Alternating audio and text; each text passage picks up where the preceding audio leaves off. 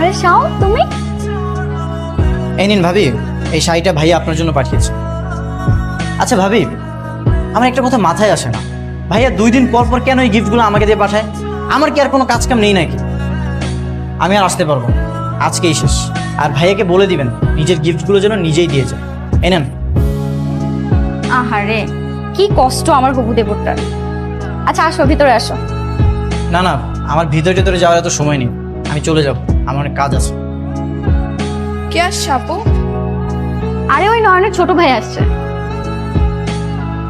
ও high. High. আচ্ছা শাওন, তাহলে তুমি যাও, সাবধানে যেও। হ্যাঁ, চলে যাবো ভাবি? তাহলে তুমি নিজেই তো দেরি করতে চাচ্ছ না। না মানে বলছিলাম কি ভাবি, চলেই যখন আসছি, বাসার সামনে থেকে চলে যাওয়াটা কেমন দেখায় না?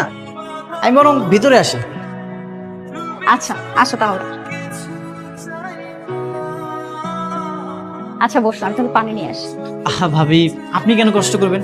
আপনার ছোট বোনকে বলেন এক গ্লাস পানি নিয়ে আসতে, আপনার সাথে আমার অনেক কথা আছে। আচ্ছা ঠিক আছে। আই তৃষা, এক গ্লাস পানি দিয়ে যা তো।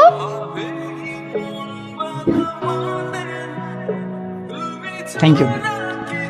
মাশাআল্লাহ, তুমিই তাহলে ভাবির ছোট বোন, মানে ভাইয়ের বউশালী? তো না মানে তোমাকে আজ আমি প্রথম দেখলাম। ভাইয়ের কাছে অনেক শুনেছিলাম ভাইয়ের একটা হবু শালিকা আছে, কিন্তু শালিকা যে এত সুন্দর এটা তো কখনো কল্পনা করিনি।